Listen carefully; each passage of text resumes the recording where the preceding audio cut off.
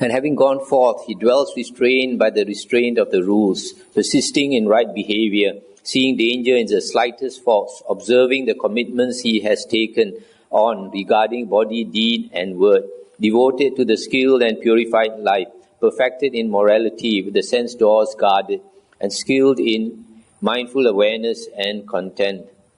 And how, sire, is a monk perfected in morality? Abandoning the taking of life, he dwells refraining from taking life, without stick or sword, scrupulous, compassionate, trembling for the welfare of all living beings. Thus he is accomplished in morality, abandoning the taking of what is given, abandoning unchastity, etc., and so on, through the 3 sections on morality as in Sutta 1, verses 1.8 to 1.27. A monk refrains from such base arts and wrong means of livelihood. Thus he is perfected in morality. Stop here for a moment. So here is going through all the different types of sila that is practiced when a person renounces.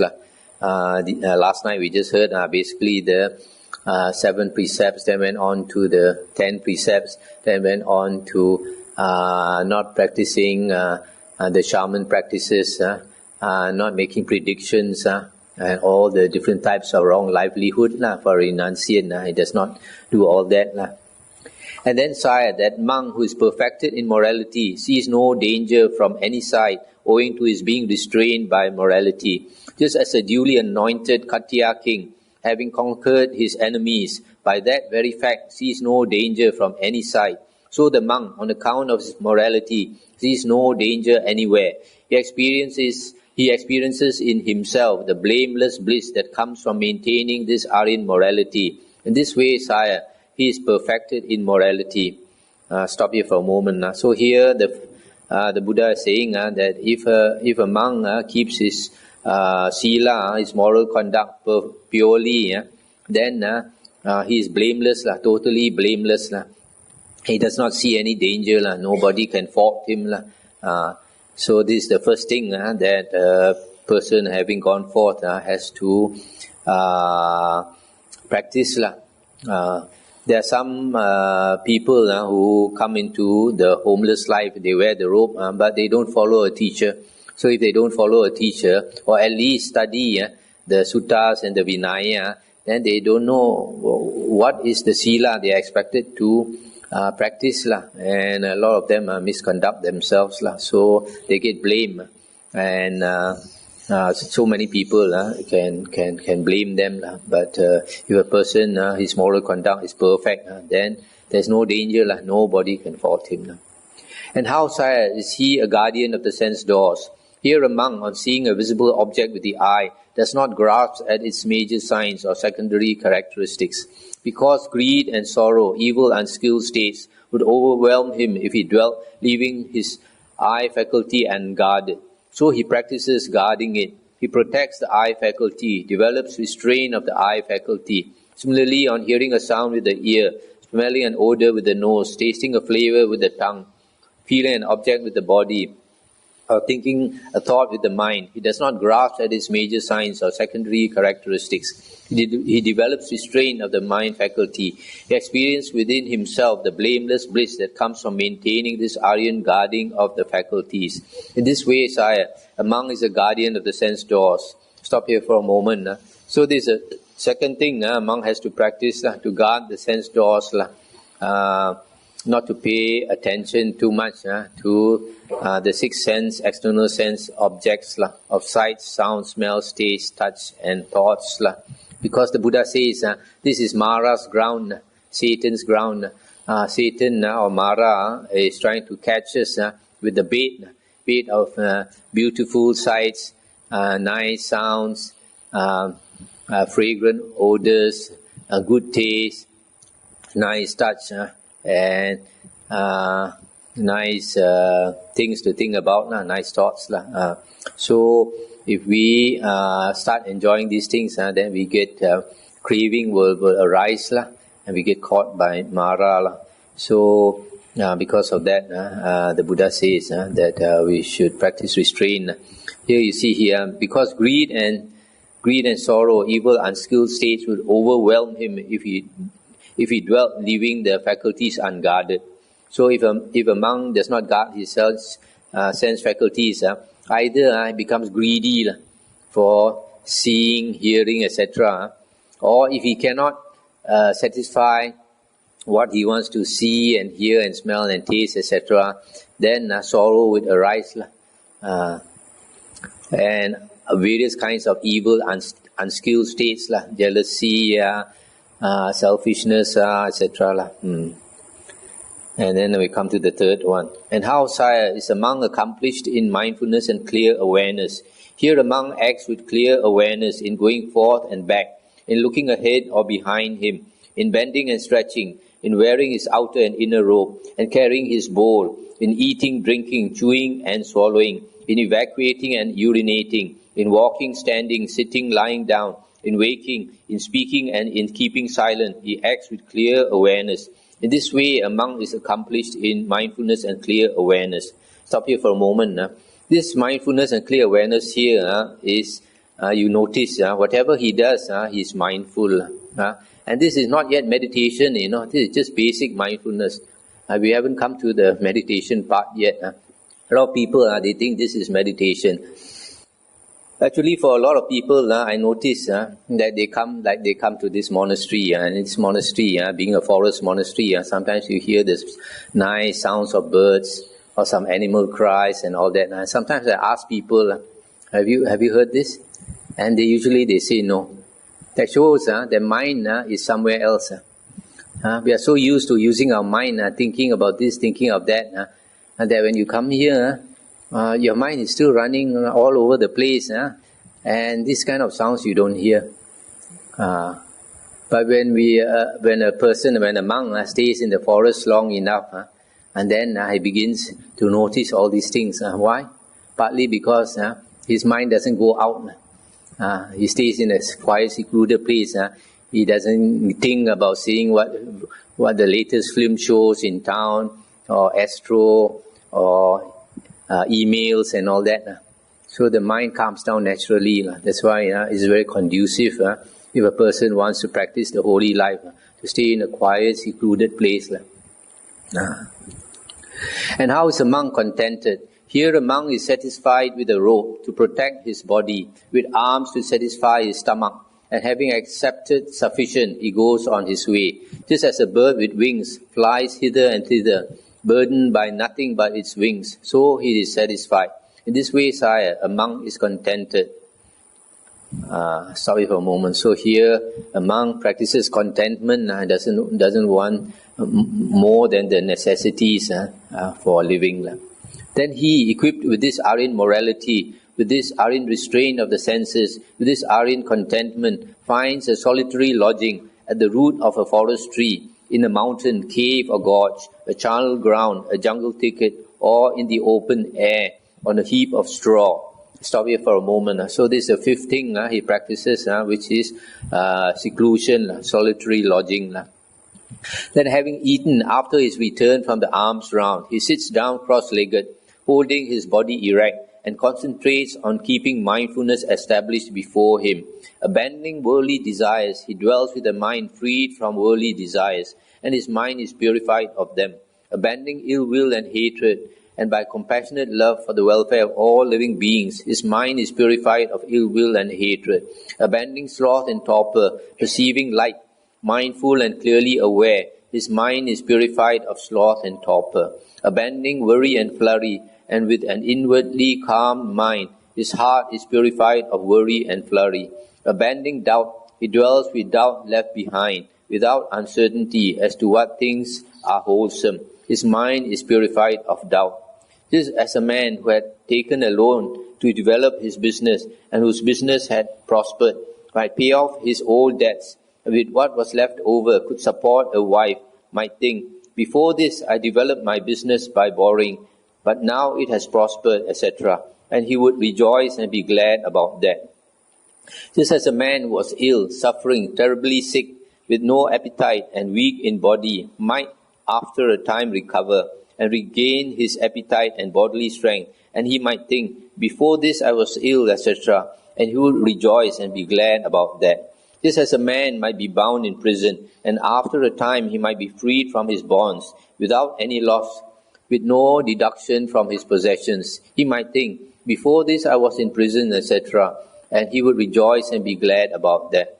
Just as a man might be a slave, not his own master, dependent on another, unable to go where he liked, and after some time he might be freed from slavery, able to go where he liked, might think, before this I was a slave, etc., and he would rejoice and be glad about that. Just as a man laden with goods and wealth might go on a long journey through the desert where food was scarce and danger abounded, and after a time he would get through the desert and arrive safe and sound at the edge of a village, might think, before this I was in danger, now I am safe at the edge of a village, and he would rejoice and be glad about that. As long, sire, as a monk does not perceive the disappearance of the 5 hindrances in himself, he feels as if in debt, in sickness, in bonds, in slavery, on a desert journey. But when he perceives the disappearance of the 5 hindrances in himself, it is as if he were freed from debt, from sickness, from bonds, from slavery, from the perils of the desert. Okay, stop here for a moment. So here is the meditation part. So here the Buddha says, a monk wants to practice meditation. He goes to a secluded place, an aranya, and he sits down cross-legged and concentrates on keeping mindfulness established before him. This is satipatthana. For example, mindfulness of the breath. And then he keeps meditating, and slowly the 5 hindrances are abandoned. So you look at all these similes given by the Buddha, it is meant to convey that this abandonment of the hindrances are quite permanent. Not like some people say that you only abandon the 5 hindrances when you are in jhana. But when you come out of jhana, the hindrances come back. This is not true. One thing you must know, the 5 hindrances are things that obsess your mind. They are so strong. They are called 5 hindrances because they hinder you from thinking straight, from thinking clearly, so that you don't have the higher wisdom. So because they are strong, they are called hindrances. So when the hindrances are abandoned, it does not mean that they disappear entirely. There is still some of it left, but they are not strong. And because they are not strong enough to obsess your mind, they are not called hindrances. The difference, for example, with an arahant is that the roots have been plucked out. For an arahant, the roots have been plucked out. So even the little amount of hindrance is not there. But for a person who has not yet become an arahant, the roots of these 5 hindrances are still there. But because they are like lalang, when lalang is the grass is tall, and they obstruct us from walking properly. But when you cut it down, for example, to 1 inch or 2 inch, they don't obstruct you anymore, even though they are there, but they are very little. So in the same way, these 5 hindrances, when a person attains the jhanas, they are cut away. That's why you see in this paragraph 74, he says, as long, sire, as a monk does not perceive the disappearance of the 5 hindrances in himself. So these 5 hindrances disappear. That means they are no more hindrance. Also you notice in paragraph 68, when a person is just about to enter the first jhana, he is in that state, what later books call the threshold concentration or assess concentration. Upachara samadhi, that's the term that was coined later. You find when a person attains that state, you see they are perceiving light, mindful and clearly aware. So he experiences light, and this light wells up from within his body, from within his heart, because the light wells up from within. So some people say the heart is in the chest. The heart is in the chest, but really the heart or the mind is everywhere. The whole world is the mind. So now we come to paragraph 75. And when he knows that these 5 hindrances have left him, gladness arises in him. From gladness comes delight. from the delight in his mind, his body is tranquilized. And with a tranquil body, he feels joy. And with joy, his mind is concentrated. Delight is piti, and joy is sukha. Being thus detached from sense desires, detached from unwholesome states, he enters and remains in the first jhana, which is with, here it says thinking and pondering, but I think a better translation, which is with thought directed and thought sustained, born of detachment, filled with delight and joy.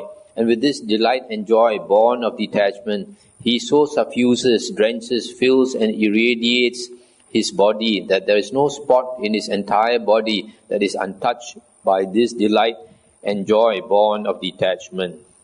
Just as a skilled bathman or his assistant, kneading the soap powder which he has sprinkled with water, forms from it in a metal dish a soft lump, so that the ball of soap powder becomes one oleaginous mass, bound with oil so that nothing escapes. So this monk suffuses, drenches, fills and irradiates his body so that no spot remains untouched. This, sire, is a fruit of the homeless life, visible here and now, that is more excellent and perfect than the former ones. I'll stop here for a moment. So here, you notice the Buddha describes the first jhana, and also the Buddha is telling us how to practice this first jhana. When this state of first jhana arises, the Buddha says to make the piti and sukha fill the whole body, so that there's no part of the body that does not experience this piti and sukha. So you find in the sutta there's a lot of practical instructions given by the Buddha. There's no need to look for other teachers. The Buddha has said, later we'll find in Sutta Digha Nikaya, Sutta 29, the Buddha says his teachings are utterly pure, perfect and complete. And if you think you want to add to his words, you don't understand the Dhamma. If you think you want to subtract from his words, also you don't understand the Dhamma. So a lot of people, because you don't understand the Buddha's Dhamma, you go around looking here and there for a famous teacher. You don't need to do that. The Buddha says all his Dhamma in the suttas is complete and perfect. No need to add to his words. Again, a monk, with the subsiding of thinking and pondering, or thought directed and sustained, by gaining inner tranquility and oneness of mind, enters and remains in the second jhana, which is without thinking and pondering, born of concentration, filled with delight and joy. And with this delight and joy, born of concentration, he so suffuses his body that no spot remains untouched. Just as a lake fed by a spring, with no inflow from east, west, north or south, where the rain god sends moderate showers from time to time. The water welling up from below, mingling with cool water, would suffuse, fill and irradiate that cool water, so that no part of the pool was untouched by it. So with this delight and joy born of concentration, he so suffuses his body that no spot remains untouched. This, sire, is a fruit more excellent and perfect than the former ones.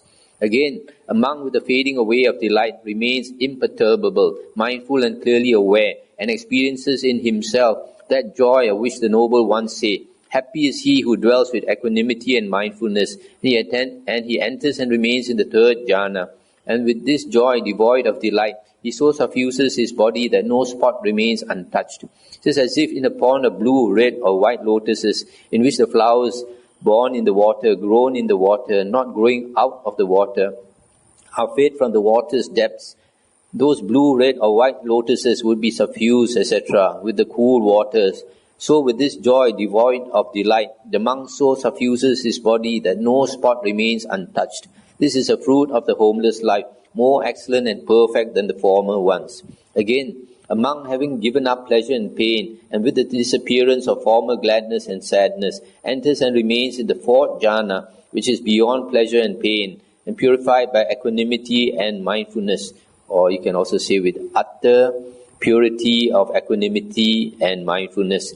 And he sits suffusing his body with that mental purity and clarification, so that no part of his body is untouched by it.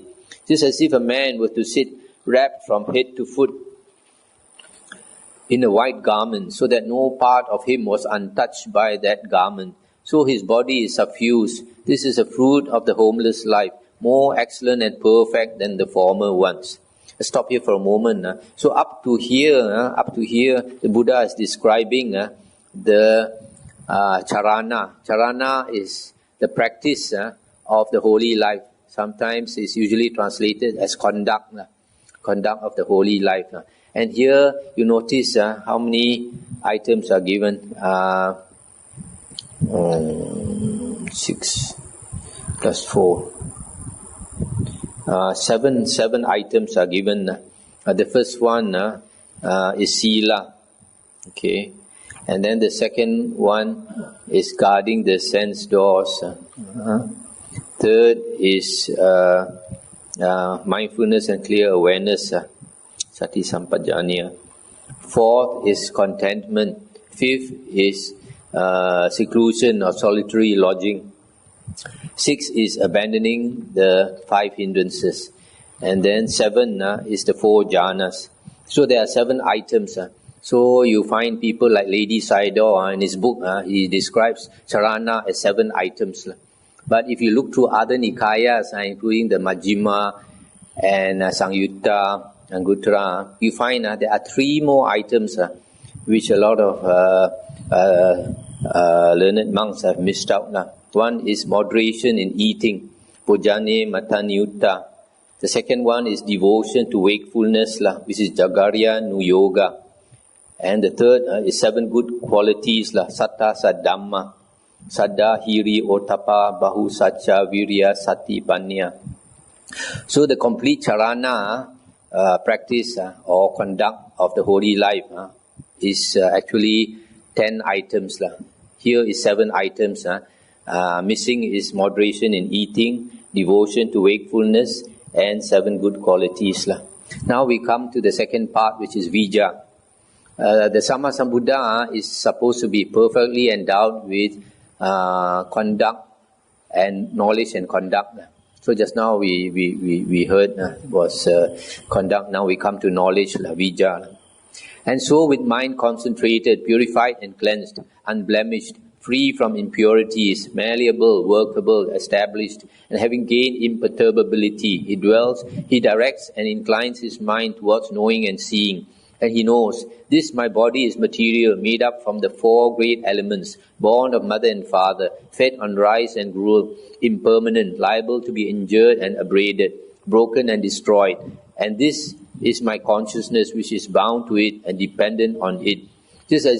It is just as if there were a gem, a beryl, pure, excellent, well cut into 8 facets, clear, bright, unflawed, perfect in every respect, strung on a blue, yellow, red, white, or orange cord.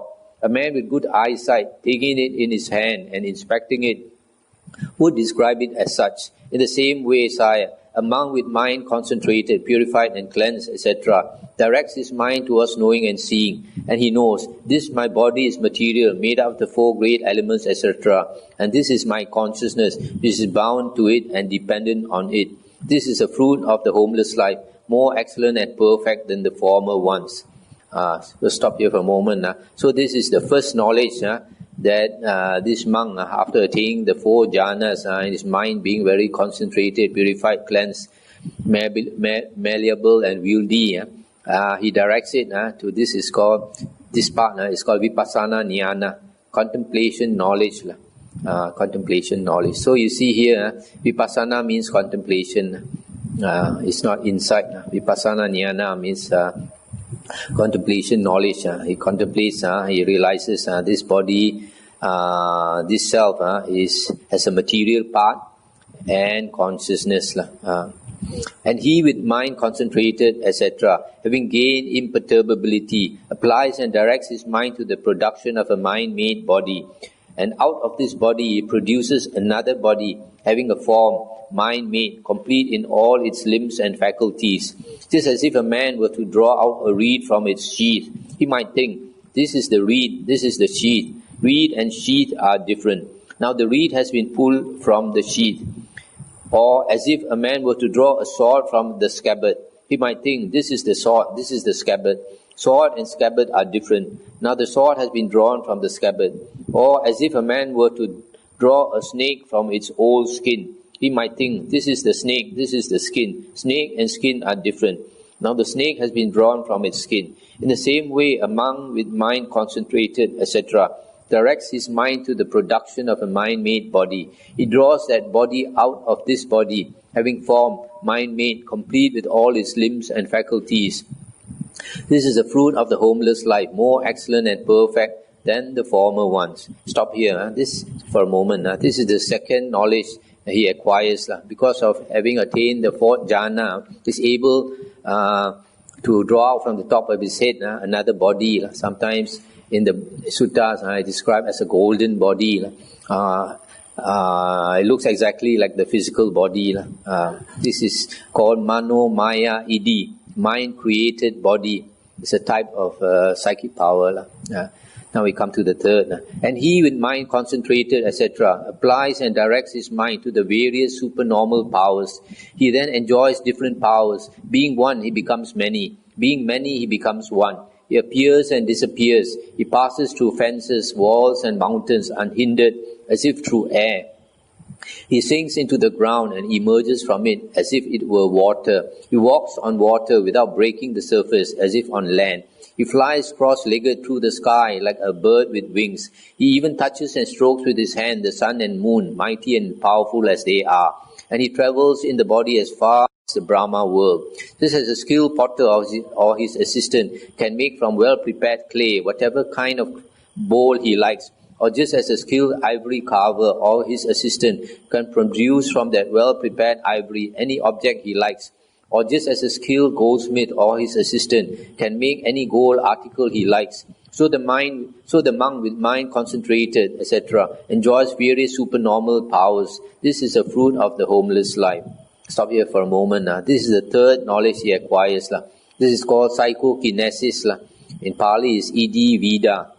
These are the various types of psychic power. That he can multiply his body, he can appear and disappear, he can go through the wall, he can sink into the ground and come up, he can walk on water, he can fly through the air as far as the Brahma world. So you notice the human body. With the human body, a person with psychic power, the maximum he can fly with his human body so only up to the Brahma world, not higher. So he can even touch the sun and the moon. This type of psychic power nowadays, you cannot find. Sometimes certain cultivators, they might have one, they might have two, but not all these psychic powers like the Buddha and his Arahant disciples have. So the Buddha describes this as a fruit of the homeless life. So it is something that comes naturally, and it is something good. Not like some people say that psychic powers are bad. It is bad if you don't have the Dhamma to support you, because people, if they don't understand the Dhamma, when they attain psychic power, their ego becomes very big, like Devadatta. So it's very important. The Buddha always says, when you practice the Eightfold Path, to attain right view first. If you don't attain right view, then it may go off the track, go wrong way like Devadatta. So it is always stressed that wrong view, the right view is the most important. If you don't have right view, you haven't entered the Noble Eightfold Path. So to enter the Noble Eightfold Path, you must start with right view. Then only it will lead you to the others. And right view in the suttas, in the Majjhima Nikaya Sutta 43, it says there are two conditions for right view. One is the listening to the voice of another. Another person must teach you the Dhamma, the real Dhamma, the true Dhamma. Then you understand. That is the first condition. The second one is proper attention or careful attention. You pay proper attention, then only you can understand.